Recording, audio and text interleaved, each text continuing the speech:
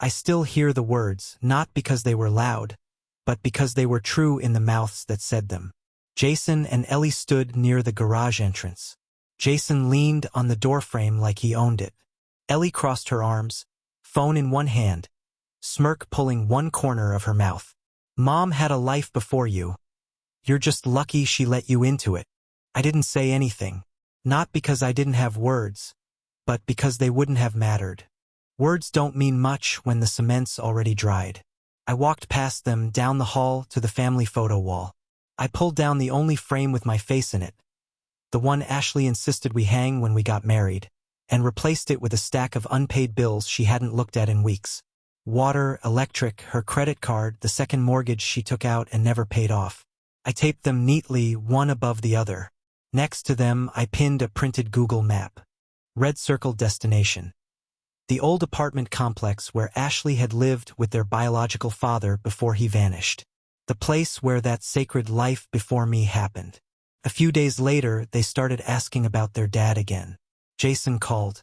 Ellie texted. But he didn't answer. He never does. My name's Tom. I'm 47, and I manage an auto shop outside Seattle. A place where men still shake hands.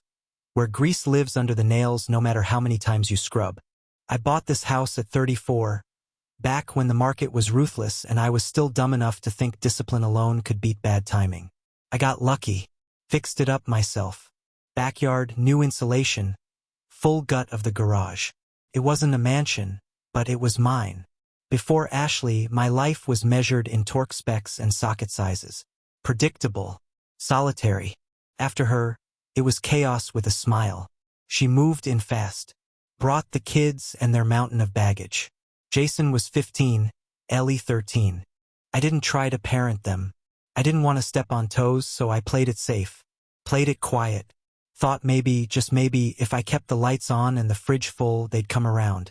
I wasn't dad. I didn't ask to be. But I showed up. Jason wanted to take driver's ed. I paid for it. He failed the test the first time. I told him it happens to everybody. The second time he passed, and I handed him the keys to a used Civic I found at auction. He didn't say thank you. Just called his mom from the front seat and told her, I got the car. Ellie cracked her iPhone screen 3 times in 1 year. I fixed it each time. Soldering wires, replacing digitizers, ordering parts off eBay. She asked, but not with gratitude, more like expectation. Like service was part of my job description. I was the support beam. Invisible, load-bearing, replaceable. For 4 years, I convinced myself that was enough. That being needed was close enough to being wanted. The garage, that was my line in the sand. That was the place where no one asked me for anything. Where I could pretend I lived alone. In peace, surrounded by wood shavings and the smell of solvent. I installed a heater, a fridge. Lined the pegboards myself. Every drill bit had a place. Every wrench size had its hook. A man needs order in at least one corner of his life. That was mine. Until it wasn't. Jason asked if he could shoot music videos in there. Just a couple hours, no big deal. I hesitated, then said yes. Stupid. Within weeks, the cables were everywhere. HDMI cords, power bricks, cameras, softboxes, all plugged into my outlets. The garage door had duct tape over the sensors to keep light from leaking in. The workbench where I used to rebuild carburetors became a prop wall for whatever visual mess he was trying to pass off as art. My vice held up his goddamn ring light. Ellie started using the space, too. She ran some kind of YouTube skincare thing. Cheap backdrop stand, glittery lights, makeup smeared across my tool chest. One day I found my metal file covered in mascara. I told her not to touch anything she didn't understand. She said she thought it was just a handle. They didn't knock. They didn't ask. I tried to set rules. Please clean up after you film. Don't touch the paint cans. Don't leave drinks on the lathe. They nodded, smiled, walked away. Nothing changed. Then one day I was walking past the open garage door, the one with my name on the deed, the one they'd colonized without permission, and I heard Ellie on speakerphone. Her voice was flippant, like she was talking about a waiter who'd gotten her order wrong. Tom? He's nobody. Just the guy who pays bills. This is Mom's house. She laughed. The friend on the other end laughed, too. I froze. Not because I was shocked. I wasn't. Not really. But because the final puzzle piece had finally dropped into place. For years of small slights, of forgotten birthdays, of photos with me cropped out. For years of side eyes and sighs, of inside jokes that I wasn't allowed to hear. All of it clicked. This wasn't about clutter. This wasn't about mess. This wasn't about kids being kids. This was about territory. This was about a house I paid for, a family I supported, a woman I married, all of them turning me into a ghost. Because I let them. That was my mistake. They thought I was weak because I didn't fight. Because I absorbed the hits without throwing any back. Because I believed that quiet love, steady provision, and humility would be enough to win them over. But kindness without boundaries becomes servitude. And I was done serving. That night, I sat in the garage long after they'd gone to bed. I stared at my lathe, half covered in a coffee-stained towel. My wood chisels were scattered across the bench like trash. A ring light was still on, humming faintly in the dark like an insect that refused to die. I turned it off. One by one, I unplugged everything. Then I looked up at the wall, at the small corner where I had hung a photo of the four of us at the beach last summer. Jason had been on his phone. Ellie had been frowning. Ashley had smiled politely. Only I had looked hopeful. I took that photo off the wall, and in its place I pinned the bills. Water, electric, credit card. A man's ledger of sacrifices no one bothered to thank him for. Next to it, the map. Circled in red, the address of the apartment where Ashley had lived with their father. The one she never talked about. The one they seemed to believe still belonged to them. Untouched, sacred, preserved in amber. Let them look at that map and wonder what they'd really lost. Let them see where their father had chosen to live instead. And let them understand that I had been the bridge between that past and their present. And they had lit it on fire. I didn't yell. I didn't throw a fit or storm into their bedrooms demanding respect. That would have made me the villain. That would have given them something to point at and say, see? He's unstable.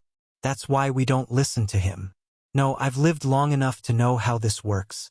In a house where love is conditional and respect is optional, silence becomes your sharpest blade. So I walked to the basement.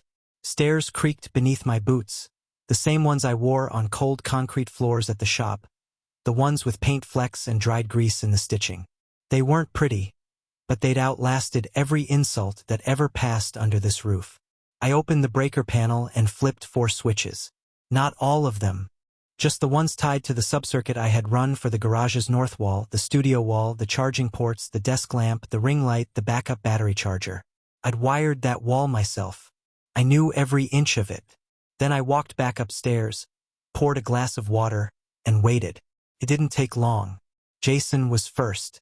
He came into the kitchen with a twisted expression, holding a power strip like it was some broken artifact. Garage power's out. Did something trip? I took a slow sip. Nope. He blinked. You sure? Everything's dead. I'm sure. He frowned. I've got a deadline tonight. I was uploading a draft. I shrugged. Not my problem. He stood there a second longer, waiting for me to fold. I didn't. He left the room muttering. Next came Ellie. She didn't speak to me, just stomped down the hall with a huff, then disappeared into her room. Her Wi-Fi was down, too. I'd rerouted the signal last week through a separate router in the garage. She never noticed because why would she? Things just worked. Until they didn't. I boxed up every tool they'd left out. My clamps, my soldering gun, the tripod Ellie stole from the attic, even Jason's microphone. The one he borrowed just for a week and never returned. I loaded it all into the bed of my truck and drove to a friend's shed on the edge of town. He's got cameras, a locked gate. I left it all there under tarp and code. Out of sight, out of reach. I wasn't being spiteful. I was drawing a line. Ashley noticed the silence. Everything okay? She asked that evening, half interested, eyes on her phone. I nodded. Better than it's been in years. She gave a soft laugh, uncertain, then looked back down. The next morning, she found Jason flipping light switches in the garage. His voice was sharp, brittle. Mom, Something's wrong with the power. Can you call someone? I walked past them both and said, Nothing's wrong. Jason turned. So what happened? I shut it off. He blinked. Why? I looked him in the eye. Because I'm not your landlord. I'm not your technician. I'm not your servant. Ashley gave me a look. Seriously? They're just kids, Tom. I set down my coffee, slow and deliberate. No, they're not just kids. They're old enough to edit video, upload content, manage side gigs. Old enough to cash the benefits. Old enough to learn about consequences. Ashley shifted, uncomfortable. Kids know the difference between a mistake and straight-up disrespect, I said. This isn't some heat-of-the-moment outburst. This is who they are, how they see me. And suddenly, there was no rebuttal.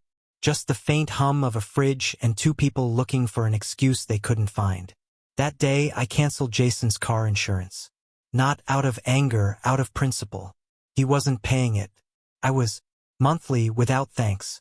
So I stopped. I emailed the provider, asked them to drop the secondary driver, disabled the payment method. I didn't tell him. Let the next premium notice explain it. Ellie tried to stream a makeup tutorial 2 days later. Connection failed. She reset the modem twice. No luck. That router in the garage? I'd already locked it down. Changed the password. Created a whitelist. She tried guessing. I watched from the kitchen as she typed and retyped, frowning deeper with each failed attempt. Then came the moment of reckoning. They approached. Both of them, one after the other, like lawyers preparing to negotiate a hostage release. Jason went first. Hey, do you know the new Wi-Fi password? Yep. He waited. I didn't offer it. He cleared his throat. Can I have it? I looked up from my paperwork. You can ask for it. I just did. No. You assumed it was yours. Try again. He hesitated. Can I please have the Wi-Fi password? I set my pen down. Why do you need it? He shifted. To work on my channel. I've got stuff to finish. And what do I get? He blinked. What? I leaned forward. I'm not a genie, Jason. You've made it clear I'm not family. So from now on, if you want resources, you earn them. Respect. A little effort. Maybe a thank you that isn't laced in sarcasm. He didn't respond. Just walked off. No password that day. Ellie tried next. She stood by the sink, phone in hand, trying to look casual. Hey, can I, film in the garage again? I raised an eyebrow. What for? Just one shoot. I'll clean up. Promise. Didn't clean up last time. I know, but this time I will. No drinks near the lathe? She hesitated. Yeah, okay. No using my clamps? Fine. And you put everything back where you found it? She exhaled, a little annoyed. Yes. I nodded. Then we'll try it. She smiled, small but genuine. Progress. 2 weeks passed. Then Jason came home, shoulders stiff, eyes low. He didn't say much until dinner. Then, between bites of mac and cheese, he mumbled, I called Dad. Ashley looked up, surprised. What did he say? Jason's jaw clenched. Told me, not my problem. Ask Tom. Then he hung up. The room went still. That was the first time Jason truly understood what real dad meant. Not in theory, but in practice. I didn't gloat. I didn't smile. I just poured more water and said nothing. Ellie sat at the table across from me. Her phone screen was black. No notifications. No buzz. Her beauty channel had tanked. Consistency matters in that world. She hadn't posted in 10 days. Audience drifted. Algorithms punished. I caught her looking at me once. Not with anger, but with something quieter. Something closer to recognition. The family barbecue was next. Ashley's sister hosted. We brought ribs and a salad no one touched. Ellie's turn to get cornered. Her aunt asked how her content was going. Still filming? She said cheerfully, eyes kind. Ellie looked away. Step Wi-Fi guy cut my studio, she muttered. Ashley's dad, old Navy man, crew cut still sharp, raised his eyebrow. You mean the man paying for your Wi-Fi, electricity, and the ribs you're eating? Ellie froze. Jason laughed awkwardly, trying to brush it off. He's got rules now. Doesn't want us using his stuff. The old man just sipped his beer. Sounds fair to me. You'll got real comfortable biting the hand that feeds. That silence? That was the first time Shame finally walked into the room and took a seat at the table. Not with fireworks. Not with shouting. Just the quiet weight of accountability. Dressed in the voice of someone they couldn't argue with. They'd always been able to roll their eyes at me. But not him. Not someone who'd buried comrades and raised 4 kids on a welder's salary. Jason didn't finish his plate. Ellie played with her corn. Ashley said nothing. Her eyes didn't meet mine. Back at home, the air was quieter. Not better. Just still. Jason stopped asking for the Wi-Fi. Ellie started knocking again. Small things. But they mattered. Because respect doesn't come in a flood. Comes in drips. And for the first time in years, I felt the first drop land. The funny thing about silence is it echoes louder than noise. When you stop answering, stop offering, stop enabling, people notice. Not right away, but eventually the vacuum gets loud. Jason and Ellie didn't come at me head-on after the barbecue. They shifted strategy. Made me the villain in conversations I wasn't invited to. Subtweets, group chats, whispered phone calls behind closed doors. I wasn't meant to hear it, but houses this old don't keep secrets well. He flipped the breakers on us like a psychopath. He's trying to control everything. He thinks he owns us just because he pays for stuff. They made it sound like I was some tyrant, not a man who'd given them free rein until they burned the house down with it. But it wasn't just inside the house anymore.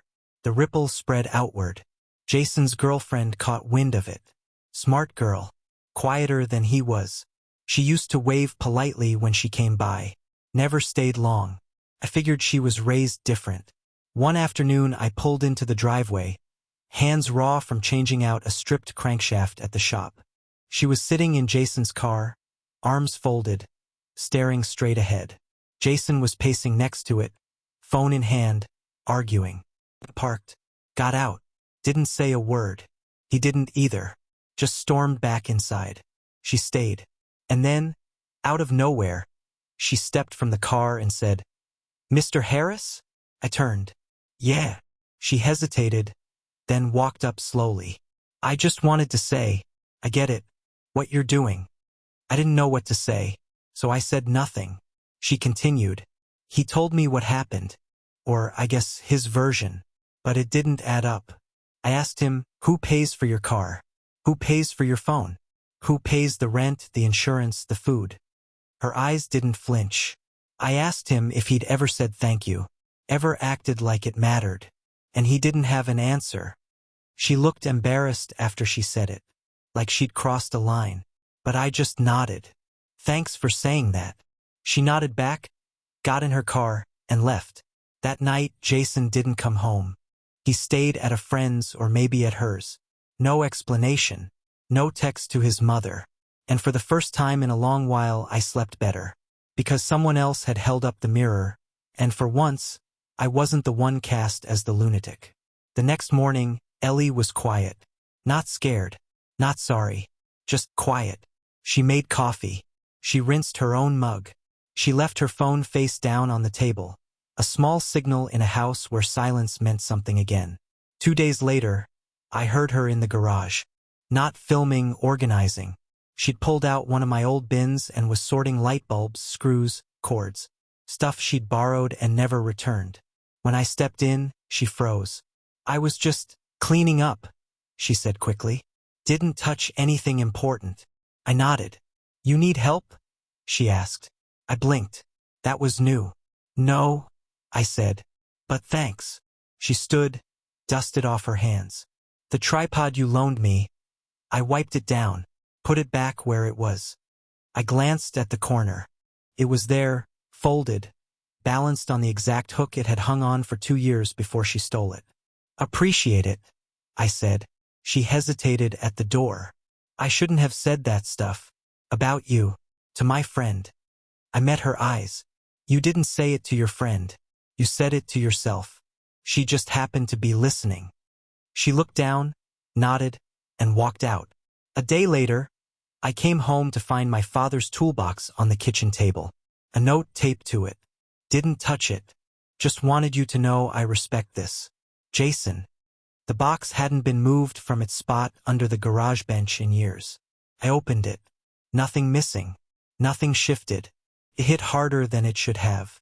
Not because he'd finally learned manners, but because he'd found a way to say something without needing to be begged into it. Ashley found me standing there later, still staring at the note. He's trying, she said softly. Trying what? I asked. To be better. I didn't respond. I didn't need to, because the truth was, I didn't trust it yet. The thing about shame is it mimics change. People get scared. They adjust. But when the pressure lifts, the old habits crawl back in like weeds. So I waited. A week passed. Then another. I restored power to the garage, just the lights, not the outlets. Jason noticed. So did Ellie. Neither of them abused it. They asked before plugging in equipment. Cleaned up after themselves. Recoiled at the idea of drinks near my tools. Once, Jason even offered to help when he saw me hauling lumber. Didn't just ask. Grabbed a board and followed me inside. They didn't call me Dad. There were no tearful confessions. No sudden reversals. Just small shifts. Micro adjustments. Temperature changes you can only notice if you've been in the cold long enough. It wasn't love. It wasn't respect, not fully. But it wasn't contempt. And that was enough. Then one night, Ellie asked me something I didn't expect. Do you think Mom ever resents how much you do for us? I looked up from my book. Why do you ask? She shrugged. Just thinking. Like if I were her, I don't know. I think I'd feel guilty, watching someone else carry all the weight. I closed the book slowly. I don't think she resents me, but I think she sometimes forgets what it costs. Costs like money? No, I said. Costs like time, energy, years. Parts of yourself you give up thinking it'll come back around someday. She nodded slowly, lips tight. Do you regret it? I paused. I regret waiting this long to draw boundaries, but I don't regret giving. Not at first. I just regret giving so much without asking for anything in return. She was quiet a moment, then said, That's fair. Fair. Not sorry. Not please forgive me. Just fair. But after 4 years, even fair sounded like a confession. Later, I told Ashley what Ellie had asked. She looked surprised, then tired. She's never said anything like that to me. She probably won't, I said. Why? Because I'm the one they pushed. And I'm the one who finally pushed back. Ashley leaned against the counter, arms folded. You think they hate me for letting it happen? I didn't answer. I didn't need to. The silence answered for me. That weekend, Jason skipped a party. Said he wanted to fix the back steps, the ones he used to ignore. Ellie returned one of my old flannel shirts she used for filming. Washed. Folded. No fanfare. No drama. Just things slowly returning to their rightful place. A storm had passed. Not just outside, but in the house. And what was left standing? Not much. But maybe, just maybe, enough to rebuild on. The hard way. The honest way. The only way that ever lasts. I started noticing the difference in temperature before I believed in it. Ellie knocked now. Not loud. Just 2 quiet taps before stepping into the garage. She waited at the threshold like it belonged to someone else again. Like it wasn't hers by default. Jason stopped borrowing tools without asking. He used to leave sockets out, let cords dangle. Now he rolled them up, wiped them down, hung them back where they belonged. Neither of them said much. But silence feels different when it's not laced with defiance. When it's not just a prelude to more taking. That was the shift. Not a speech. Not a ceremony. Just less taking. Jason handed me his phone one evening. Screen open to a group text. A friend was mocking me. Some inside joke about stepdads and garage rules. Jason had left the group. He didn't say why he showed me. Maybe he didn't know. Maybe it was guilt. Maybe it was a peace offering, disguised as nothing. I nodded and passed it back. He sat down at the table like he wasn't sure if he was allowed to. "Do you miss before?" he asked. "Before what?" He shrugged. "Before you started shutting stuff off. Before we said that stuff." I looked at him for a long time. "No." He blinked. "No. No. Because back then I was invisible. Now at least I'm seen. Even if it's just as the guy who holds the power cord." He didn't respond. Just sat there, chewing it over. Ellie started eating dinner at the table again. Not every night, but enough to notice. Ashley's silence shifted, too. She stopped smoothing things over. She didn't jump in to translate my words when I asked for something. She didn't flinch when I said no. I think she understood that something had changed, and that it wasn't changing back. She found the old family photo one night, the one I'd pulled off the wall. She didn't say anything, just placed it quietly in a drawer. Like even she knew it didn't belong anymore. Jason brought in firewood that week without being asked. Cut kindling. Laid it near the hearth the way he'd seen me do a dozen winters before but never once offered to help. Ellie folded towels. Not hers. Not mine. Just towels. That's what respect looks like when it's been starved small, clumsy acts of repair. You don't notice the weight lifting all at once. It happens piece by piece. The lathe is cleaner. The fridge in the garage stays closed. My stool isn't moved. And somehow that's what peace feels like. Not warmth. Just the absence of cold. We didn't become a family. There was no montage. No laughter over board games. No group photos at Christmas. But the house held. And so did I. I don't know what comes next. I don't expect apologies. I don't wait for them to call me Dad. That ship sank in silence. Maybe it was never seaworthy to begin with. But I know this much. They stopped walking over me. They started seeing the floor they used to take for granted. I stopped bleeding just to keep them full. And in that vacuum, that strange, tense calm, something honest emerged. Not love, but maybe something that could one day hold it. Maybe.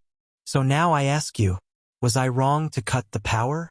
To pull back every thread until they learned what it had been stitching? Was it petty? Or was it necessary? Would you have endured it longer?